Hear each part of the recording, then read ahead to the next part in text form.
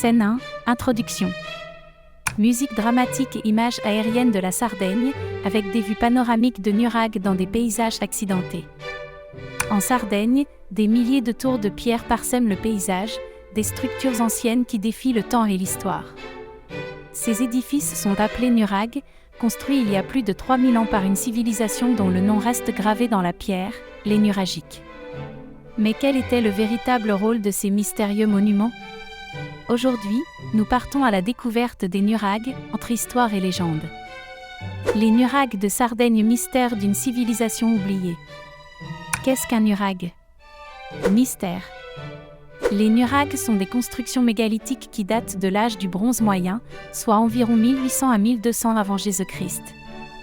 Leur forme est unique, ce sont des tours en pierre, souvent tronconiques, construites sans mortier, parfois atteignant 20 mètres de hauteur. Plus de 7000 Nuraghe ont été répertoriés sur l'île de Sardaigne, témoignant de l'ingéniosité et de la maîtrise architecturale des anciens Sardiens. Un Nuraghe se compose généralement de plusieurs niveaux, avec des chambres circulaires et des escaliers internes. Certains possèdent même des coupoles ou des tours secondaires adjointes, formant des complexes plus vastes. L'un des exemples les plus spectaculaires est le Sunuraxi, situé à Barumini, un site classé au patrimoine mondial de l'UNESCO. Images d'experts archéologues travaillant sur des sites nuragiques, avec des artefacts découverts sur place. À quoi servaient ces impressionnantes tours de pierre ? La fonction des Nuraghe fait encore l'objet de débats parmi les historiens et archéologues. Certaines théories soutiennent que les Nuraghe étaient principalement des structures défensives, des forteresses protégeant les villages des invasions extérieures. Ces théories sont appuyées par la présence de meurtrières et d'éléments suggérant des préparations à la défense.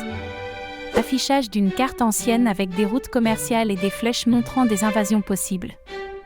Affichage, sur des artefacts retrouvés dans les Nuraghe, avec un focus sur les bronzetti. L'architecture des Nuraghe. Plan d'ingénieurs ou d'architectes modernes examinant les structures des Nuraghe avec des drones et des modélisations 3D. Ce qui impressionne encore les scientifiques aujourd'hui, c'est la technique de construction utilisée par les anciens Sardiens. Les Nuraghe sont construits en empilant des blocs de pierre massifs sans l'utilisation de mortier, une méthode de construction appelée appareil cyclopéen. Comment ont-ils pu ériger de tels monuments avec si peu de technologie moderne ? C'est un mystère qui continue de fasciner les experts. Affichage à l'écran, modélisation 3D de la construction d'un Nuraghe avec des blocs de pierre empilés. Les Nuragiques et les peuples étrangers. Images de reconstitution d'échanges commerciaux et culturels avec des peuples de la Méditerranée. À l'âge du bronze, la Sardaigne n'était pas isolée.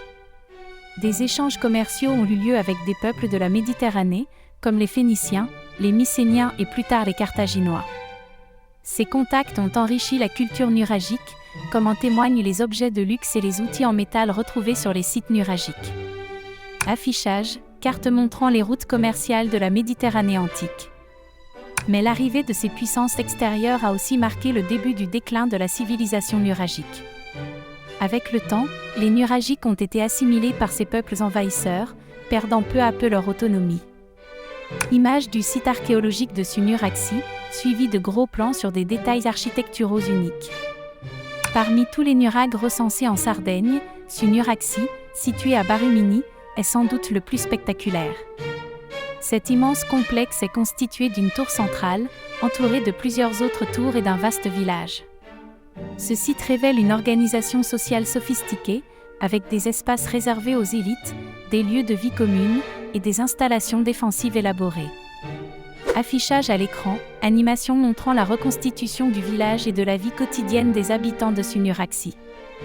Les fouilles effectuées à Sunuraxi ont permis de découvrir des objets du quotidien, des armes et des éléments de céramique qui nous donnent un aperçu unique de la vie des Nuragiques. La fin de la civilisation nuragique. Plan illustrant l'arrivée des Romains en Sardaigne avec des légions marchant sur des routes de campagne. Vers la fin du premier millénaire avant Jésus-Christ, les Nuragiques ont commencé à subir l'influence grandissante des puissances extérieures, notamment des Carthaginois, puis des Romains. La Sardaigne devient une province romaine au IIe siècle avant Jésus-Christ, marquant ainsi la fin de la domination nuragique sur l'île. Images d'artefacts romains retrouvés à proximité de sites nuragiques. Les Romains, Bien qu'admiratifs de ces imposantes tours de pierre, les utilisèrent souvent à leurs propres fins, réutilisant certains nurags comme postes de défense ou entrepôts.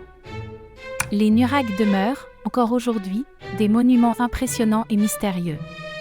Leur signification profonde, leur fonction exacte, et la vie de ceux qui les ont construits restent partiellement cachés sous les pierres.